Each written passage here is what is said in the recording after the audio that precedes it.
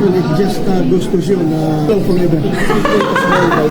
Walang forever. Galit kasi itong si Senator De La Rosa, mga kadonatics, kay General Torre. Dahil sa ginawa niya katatay Digong. Galit na galit talaga to. Kaya eto, mga kadonatics, pasimple lang sinabing lang forever. O eto, mga kadonatics, pumutok kasi yung balita ngayong umaga lang na na-fired na si General Torre, mga kadonatics, di ba? Panoorin nyo yung previous video natin, mga kadonatics, may mga reasons doon kung bakit siya natanggal. At eto, nag-react itong si Senator Bato de la Rosa. At ang sabi niya, walang forever. O, eto, mga kadonatics, panoorin natin yung interview. Karma ka ngayon. Karma ka ngayon. That's the reality sa vision. Anytime you can be believed. So, you have to believe it. Pero sir, may information ba kayo kung bakit siya tinanggal? So now, may haka-haka lang po. I don't want to speculate further. Bahala na. Kung sila na, ang laka nang dapat ang magbigay ng paliwanag. Bakit? So, hintayin na lang natin. Sir, ano dapat gawin ng PNP para hindi ma-apektuhan yung moral ng mga pulis? Kasi nangyari. Ito di sanay na ang PNP dyan. Yung mga mabilis na turnover ng liderato. Sanay na ang PNP dyan. As PNP as an organization is very flexible. It can adjust, can adapt to the unexpected na nangyayari. Yeah, ang masama kay Torre, mga kadonatics, 3 months pa lang sa pwesto. Hindi niya pa na-enjoy masyado yung position, mga kadonatics, yung office niya. Ngayon, ewan ko kung ano talaga yung game ni BBM dito. Kasi may nagsasabi, mga kadonatics, na ilagay siya sa ibang pwesto. Pero I don't think, mga kadonatics, na ilagay siya sa, like for example, NBI yung sinasabi ng iba. Gawin siyang NBI director. I don't think so, mga kadonatics, kasi yung reason doon, sa memo talaga na pinirmahan ni Lucas Bersamin, for the effectiveness and continuous of the services of the PNP. It means, mga kadonatics, tinanggal si Torre dahil hindi siya effective. Siguro parang hindi na-continue yung mga gawain noon, mga kadonatics. Basta andun yun sa papers. Basahin nyo sa memo, mga kadonatics, kalat yan sa Facebook. Bakit mo ilalagay sa ibang pwesto na isang malaking posisyon din kung alam mo naman na ineffective yung tao mo? Di ba? Makes sense. Umabuso daw siya. Umabuso daw si General Torres. Umabuso? Kaya daw po siya nasibak. Sa pag-a-assign na doon.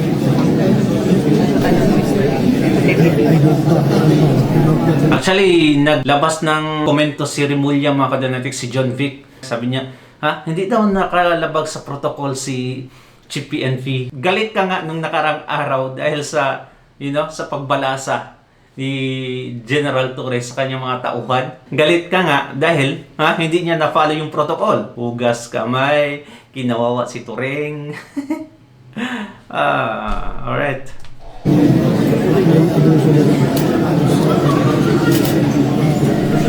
During my time. Kikita mo sa mukha ni Senator De La Rosa, mga kadonatics, ni Bato, na parang na-relieve siya. Kasi galit na galit talaga to kay Turing. Panoorin yung video kung bakit siya galit na galit. I am going to share with you the relationships between the Chief PNP and the President. Either the President Mahina. Napakahina talaga yung audio. So, pasensya na, mga kadonatics, kung hindi tayo makapag-react agad. But dito sa edit, mga kadonatics, sa final, marinig nyo na yan ng mabuti. Sino kayang ilagay na next PNP chief, no? Sino kaya? Si Fardo? Patay. Siguro para ma-restore naman ulit yung kumpiyansa, kahit konti lang, ng mga tao kay BBM, ilagay niya sa Espinido. Di ba? Espinido, yun, mga kadonatics. Ganda yun. Hindi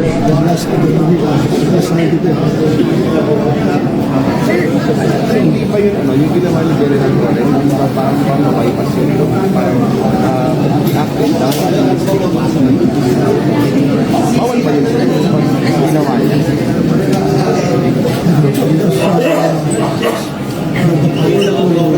point na designate officers to different positions. Lies with the chief in. It's possible. Pero hindi nyo ginawa yun, sir. But of course, with the clearance from Malacanang. So, clearance from Malacanang. Tama. I was given the mantle of authority to the then President Duterte. You decide whatever you deem fit for the organization, you do it. Yun ang sabi sa akin ng President Duterte. Kaya wala ka nakita. Kasi nasabi sa akin. Yan. Authority came. Baka may tama na din dun si Tory mga kadonatics na over the head na yung kayabangan niya. Baka ayun ang makinig. Siguro gumagawa ng decision mga kadonatics without the command from up there. So, baka nakita ni BBM, nako, ikaw ayaw mo nang makinig at sinabihan mo pa lahat ng mga adik, pangit. Huwag mo kaming insultuhin Sir, ang sabi ni Senator Lacson, ang information niya, kaya sinibak si General Torres because he went beyond his authority, meron siyang sinibak over clearance sa Malacanang. So, ano yung base sa kanya kay Torres doon sa actuations niya? I don't know. If he did it now without the clearance of Malacanang, then maybe, meron siyang doon sa subject during my time, nag-declare ako sa Malacanang provinsan. Kasi siya yung pinakaunang chief PNP mga kadonatics nung pag-upo talaga ni Tatay Digong, inappoint siya agad. Kaya kung sino man talaga yung may laman magsalita ngayon, itong si De La Rosa talaga. Alam na alam niya kung ano yung talaga yung gawain ng isang chief PNP. Bilisan ng kailangan aksyonan kaagad. I-issue ako ng order related or na-just mo pang Malacanang. Ito yung ginawa ko. So, parang ano, sir, deserve ba ni Torres na siya? Deserve. So, as I've said, expected na yan. Expected yan sa servisyo.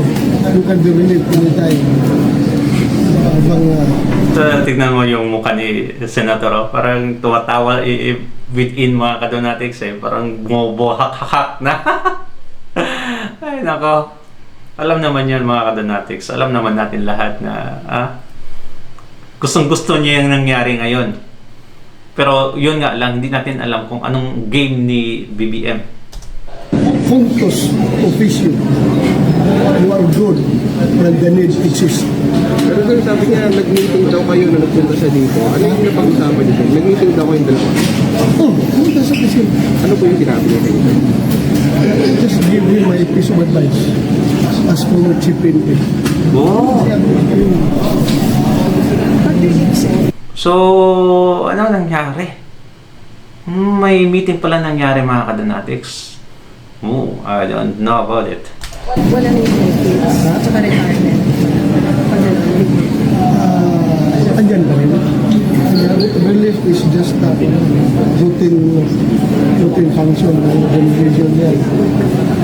Kahit na you are relief purpose, if you are not facing administrative criminal cases, then andyan lahat ng benefits. But in this case, it's very unique because he still has more than 1 year to do before his mandatory retirement age of 56. So nasa kanya yan. Nasa Torres sa likod Doesn't give up his rank, his 4-star rank. Ay pwedeng ang chief PNP o magiging acting chief PNP is holding at least na because andyan pa yung hindi pa retired yung 4-star rank holder.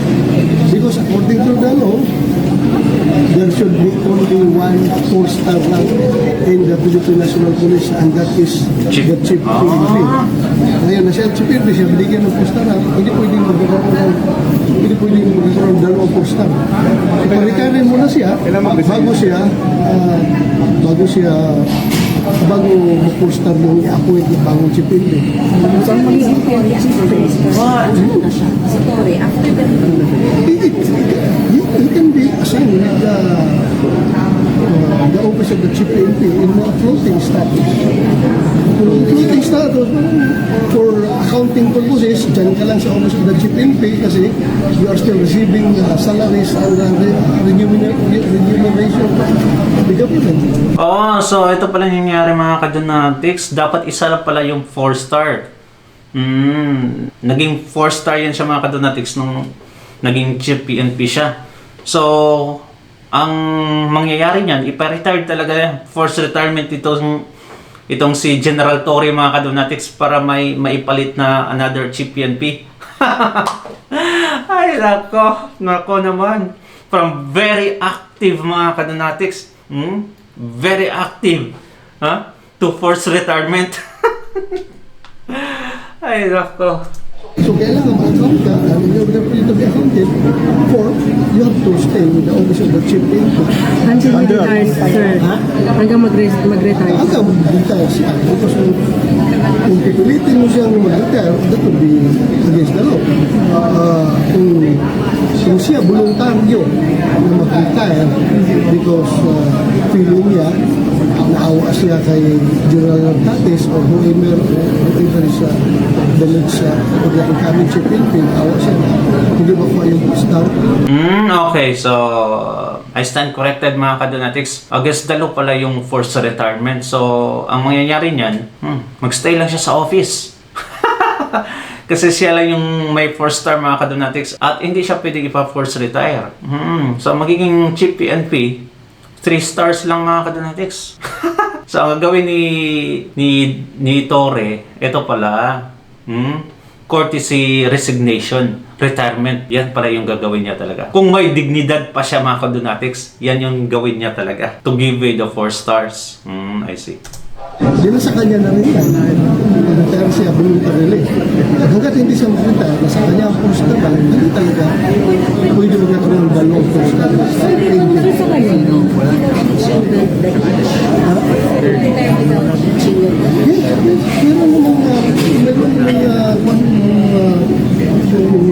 Optional retirement, before that optional retirement, before mandatory age of retirement.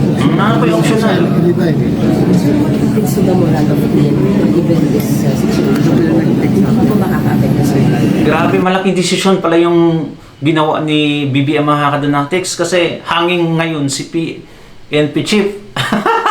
Hanging na hanging talaga siya. I mean, effective immediately, so he's no longer the chief PNP mga kadonatics. Hanging talaga yung life niya ngayon, in balance yung career niya. At ewan, anong mangyayari sa kanya? Ito na ba yung sinasabing consequences mga kadonatics? Isa sa mga consequences niya? Kasi, napakatanda ni Tatay Digong tapos ganunin niya lang. I don't know. The prevailing sentiment ng member ng Philippine National Police. Sa ngayon, hindi kasi nasabing klaro sir kung ano talagang dahilan. Pero sa hindi po ba, dapat sabihin yan para klaro sa lahat, hindi makapekto sa moral ng mga polis. Kasi sanay na ang pinipig na umanggap sa mga orders galing hindi yan sila mag-demand ng explanation. The PNP just follow orders to be first before you complain. Hindi mo complain, hindi mo susunod din eh. Professional naman yan eh. Orders, legitimate orders naman yun ang gagaling sa talaga ang nakaluntan ng si PNP. So, the PNP as an organization, sanay na yan talaga susunod yan. So kahit na hindi sabihin ng Presidente ang dahilan sa pagsibak, kahit hindi sabihin ng Presidente o ng Malacanang yung reason ng pagsibak ng General Torres. Well, prerogative na yan kung magbigay siya ng rason. Otherwise, pwede naman yan sabihin that is regular rotation of officers. Pwede naman sabihin gusto na palitan. Pero kung hindi rin yun, Ito parang confused naman, binanggit pa siya ng Pangulo ng SONA, parang still had the favor of the President ng SONA na binanggit na siya yung confusion ang PNP. Sabi nila speculate. Sir, how do you Tama ka, yung sa Sona ngayon mga kadonatics, grabe nung binanggit siya. Parang sino talaga yan. Ang feeling niya talaga doon mga kadonatics, the way siya mag-smile and even laugh mga kadonatics na I am so powerful. Special mention ng Pangulo. After that lang pala mga kadonatics, tapos yung career.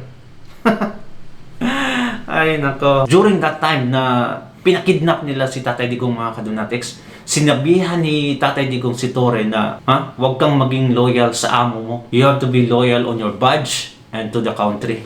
Yun talaga yung sinabi ni Tatay Digong. Pero mga kadonatics, ang ginawa niya, nagmatigas-tigasan. He even wants to drag Tatay Digong that time mga kadonatics. Nagkatotoo yung sabi ni Tatay Digong. Huwag kang maging loyal sa tao o sa amo. Maging loyal ka sa badge mo at sa bayan. Ito na talaga ngayon mga kadonatics. We are seeing the process. How do you feel about about what happened to Torre, considering yung role niya sa pag-rescue family ng Duterte at saka dun sa role niya dun sa lead sa KOJ? But I have to be clear about it. Galit ako sa kanya, sa ginawa niya kay Pastor Apollo Kibuloy at kay President Duterte. Pero ngayon naawa ako sa kanya. Dahil after nung ginawa niya lahat-lahat, binigyan siya ng posisyon, tapos hindi ba rin siya. Galit ako na naawa ako sa kanya. Because I've been there. What if ako ang nandyan, nakaupo at sinulong ko lahat ng orders na bibigay ng orders sa akin. Lahat na ginawa ko. Kahit na bordering to illegal acts. Unconstitutional acts, questionable. Ginawa ko na lahat. Pagkatapos, ngayon, tanggalin lang yung ako ng unceremoniously. That's my opinion as a former chief NP. Ganun yung feeling ko. But then, it doesn't erase na talagang masamang loob ko niya sa kanya, sa ginawa niya. Ako pa ni Pastor Kibuloy at panahon ni President Duterte yung ginawa niya. Masama ang loob ko sa kanya. Right now, naawa ako sa kanya. Totoo talaga mga kadonatics. Hindi ko pa napanood tong interview na to. First time ngayon, nagre-react lang ako ngayon. At talagang tugma yung sinabi ko mga kadonatics. Pagkatapos ng sinabi ko, tinanong din ng journalist yung pagiging loyal mga kadonatics. Napaka-loyal kasi itong si Torre. Kahit minsan mga kadonatics, outside the law na yung ginagawa niya, dahil loyal siya, ginagawa niya. Sobrang loyal talaga kay BBM. Isang araw lang mga kadonatics, isang pirma niya. Pero anong nangyari ngayon? Totoo talagang sinabi ni De La Rosa. Nakakaawa siya dahil sa pagiging loyal niya ngayon, nawalan siya ng pesto. Kaya nga, lay your loyalty not to the people, but to the country. Tatay Digong will probably so happy with this news mga kadonatics. Sinabi niya na noon. Until now, sir, masama. Yes, hanggat hindi may pala si Pangulong Duterte, masama pa rin. Tama. Kahit na may pala, So kahit nag-meet kayo kahit humingi siya ng payo sa inyo nung nakaraan? I had to be professional. I am the chairman of the Senate Committee on Public Order and Dangerous Drugs. I have the oversight function over law enforcement Grabe ka po. community. And that PNP is greatly a part of it. So we have to be civil and to be professional. Ang kaharap ko sila. Kahit nagalit ako sa mga ko, I have to deal with them professionally. Sir. Grabe, napaka-professional talaga ni Bato de la Rosa. Iyon yung klaseng mga liderato mga kadonatics. Yung nasa posisyon dapat. Di ba? Kung work lang. Kung personal lang. Di ba? Well mga kadonatics, so I think it's another topic now. Ang ganda naman sinabi ni Senator de la Rosa. Now, I was reminded, yung sabi talaga ni Tatay Digong na don't be loyal sa taas. It's happening. And it already happened mga kadonatics. I really miss Tatay Digong. Those were wise words from Tatay Digong that time mga kadonatics. At hindi natin napansin masyado yung sinabi niya. Pero now that it's already happening, Di ba? Karma para kay Turing, mga Kadonatics. Comment down below your opinion, mga Kadonatics, at babasahin natin yan. God bless you at ingat palagi. Life is uncertain, mga Kadonatics. Life is too short. Kaya be happy all the time. Bye-bye.